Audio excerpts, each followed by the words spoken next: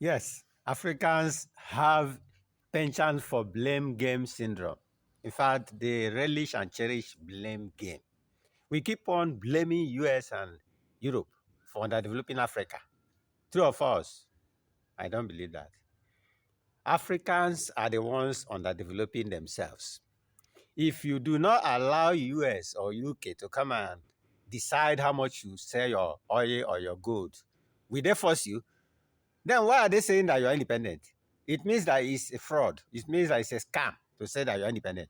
It is we, you and your brothers and your sisters, the politicians that have no sense of personal value. They are the ones that have betrayed and that are betraying us. So if we are looking for who underdeveloped Africa, it is you and I. It is our politicians and their military collaborators. They are the ones that are cutting away all that God has endowed us with, all in the name of international trade. And the thing is coming back into the private purses. And funny enough, the private accounts are not even in Nigeria or Africa. It's in Switzerland, it's in US, and any other place they want to take it to. That's very pity. It's a pity. It's very, very pitiful. If there's any word called pitiful. Okay. So what am I saying? Our problem is man-made. It's not act of God. It's act of man.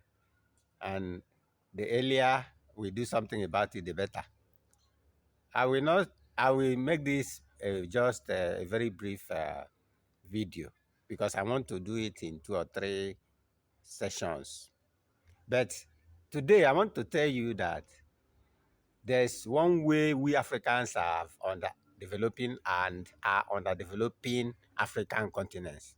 One, just one point I'm going to give you. In the next one, in the next videos, I'll mention other points. We don't have value for human life. We don't place value on human life. Let's take for a case study what's happening in Nigeria these days. See how humans with flesh and blood like you and I are being butchered like squirrels, like rats, like chicken. I'm not even saying like cow because the people that are butchering them value their cow. One cow is much more important to a Fulani man than a million souls, a million human lives. Okay, so why are they doing that?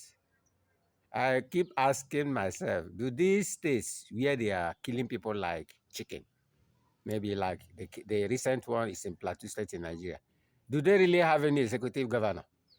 Okay, they have tried it in several places, Benue State, Taraba, name it, so many places. Do they really have executive governors?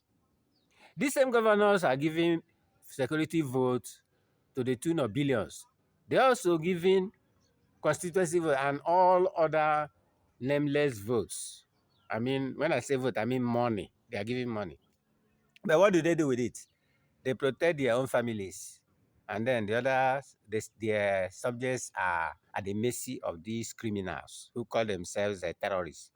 So I want to say that the earlier our African leaders begin to place value on human life, the better for Africa.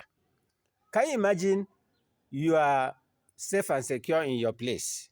And then you plant your crops only for these, do they call them cattle herdsmen or just, is it HERDSMEN, herdsmen, those who are nomadic, plying their trade as nomads with their cattle and sheep? Or is it herdsmen, HEADSMEN? Yes, they are herdsmen. When we were young, the Fulanis were going over the whole nation of Nigeria, but they were not carrying guns, not to talk of AK-47. They were only carrying their sticks. So how come that our presidents and all the people they are ruling with have allowed them to go berserk, to run amok and begin to wear the guns? Who gave them those guns? Boo Boo said those people, that the people that are terrorizing Nigeria were, that they are the boys that Gaddafi trained. He said that after Gaddafi's death. Why didn't he say so when Gaddafi was still alive? Okay, that's not my issue this morning. I want to say that God wants African leaders to place value on human lives.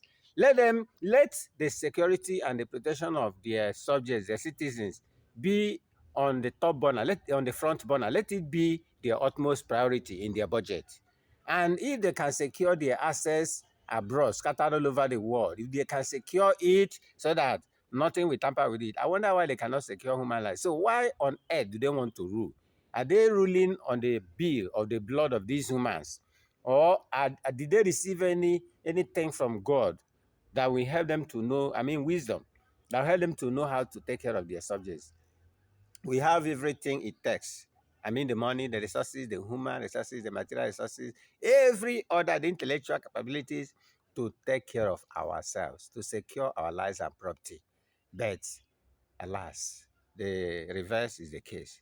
We have money and we have resources that we can steal and that we can use to deal with our opposition. Yeah, opposition, to deal with the opposition. But we don't have money to secure the lives and the property of innocent citizens. It's a very shameful thing. I said in one of my videos that my heart is bleeding. I want to say it again that my heart bleeds profusely. When I come across posts and videos on all these killings, I begin to wonder if I don't know what to say about it. But I know that we have people who call themselves presidents, senators, and all that. So why is it that these things that are bothering me are not bothering them? I wonder. I just pray that something is going to happen soonest.